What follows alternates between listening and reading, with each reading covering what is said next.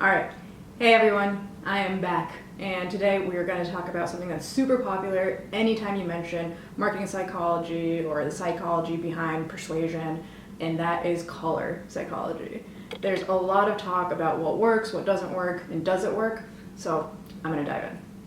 So there's no doubt that color plays a huge role in how you drive conversions, for example. It affects readability, it affects where people focus their attention, and it affects how they react to things. In short, colors help make sure that your audience sees what you want them to see, feels how you want them to feel, and does what you want them to do.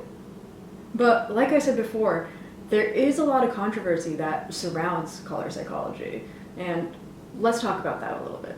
Color can be really powerful, so don't get me wrong there. But at the end of the day, it is subjective, and the impact of colors is variable. Using certain colors is not this magical solution that is going to automatically put your buyers or your users into this mindset where they immediately think of exactly what you want them to think of. Like a lot of things, we all have our own personal experiences that shape the way that we think about things. For example, besides color, we have places, we have names. Names is a good example. It's like there might be a kid from high school that annoyed you a little bit and got on your nerves, so you would never in a million years think about using that name for your own child. But your best friend, who you didn't go to high school with, may absolutely love that name. So at the end of the day, it's the same name, but two very different reactions. Colors are the same. The other thing you need to keep in mind about colors is that context matters in a huge way. So if you have a web page, for example, and you have pictures of money and you have copy that talks about finances, and then you say, I want to use green. If you want to use green because you want to make people think about money and, increasing wealth, that type of thing, then great, that makes sense given the context. But if you want to use green because your business actually has some sort of environmental layer to it and you want to make them think of eco-friendly and nature, that's probably not what's going to happen. So in your brain, you might be thinking, wow, green is a no-brainer because we also have this huge environmental aspect of our business. But with the context of it, when people look at that web page, they're going to think money. So it could still work, but not quite in the way that you meant for it to work. Once you understand that colors are not this magic bullet, that they aren't this exact science that is going to make people do and feel and think exactly the way that you mean for them to feel when you use those colors, then you can use these generalizations that have been compiled over a number of years to help with your marketing, to help with whatever your goal is. So there are emotional reactions and sometimes even physical reactions that are often triggered by specific colors. But keep in mind, all of these things come with that same disclaimer that I just went over. It's not a magic solution, it doesn't always work, and context is very important. For now, let me jump into what a bunch of these colors typically mean and how it makes people react. So red. Red is a really powerful color. And it's also very interesting because it's dynamic. It can go in different directions. When you think about red, it can either be associated with power and love and friendship, but it can also be associated with urgency and fear and terror. So when you use red, be mindful of all the context around it so it triggers the correct response. If you want to get somebody's attention really fast, you should use the color red. Red is also interesting because it can have a physical reaction. It can actually increase people's heart rate and their blood pressure. Weirdly too, red can also increase appetite. So that's why you see places like McDonald's or Wendy's, those types of places, using red pretty frequently. Again, use red in the way that makes most sense. For a lot of people, it's that urgency. It's used with sales, it's used with last minute deals, it's used with, hey, you need to look at this is very important. So yellow is the color of joy, happiness, cheerfulness. It's really the color of fun. So if you ever need to provoke this feeling of positivity or if you need to lift somebody's spirits, yellow is a good color to go to.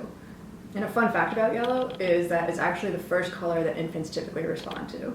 So you know that there's something good about the color yellow. But be careful of using yellow too much. It can actually cause a feeling of fear. And as you probably know, it can be associated with things like those yellow warning signs. So It can be a very fun, cheery color, but don't overdo it. Okay, so orange. Orange is really interesting because it takes that power and that sometimes urgency of red, and it combines it with the fun and the cheerfulness of yellow, and it creates this middle ground, which is this place of warmth and positivity. So as you can imagine, orange is typically reacted to pretty well. It interestingly also stimulates a part of our brain that promotes enthusiasm. So if you want people to feel enthused by whatever you're putting out there, then orange is typically a good bet. But keep in mind that you don't want to use everything too much or anything too much. Moderation is key. So don't overuse orange because it's actually been associated with causing a sense of anxiety when it's used too much, which is exactly the opposite of what you typically want when you're using the color orange. You probably already guessed what green is associated with because I talked about it a little bit just before. But green is associated with health and nature and growth and wealth. That rhymed. But you can use green in a variety of ways, and it's actually typically one of those colors that doesn't have a lot of negative connotations. It actually promotes this feeling of peace and tranquility. So blue. Blue is one of the most liked colors worldwide. It's known for trust, dependability, and it's actually mentally soothing for a lot of people. It can often promote trust in a brand or a message. So if you're trying to get that feeling of trust and reliability across to your users or your buyers, blue is often a good color to go with. It's pretty safe. The downside of blue, if it's used too much, it can be seen as cold or distant. Black is the color of authority, sophistication, and independence. But you probably already guessed, if you use black too much, it can have a lot of negative connotations. It can elicit a feeling of evil or depression or fear or even death. So too much black can cause sadness and negativity overall.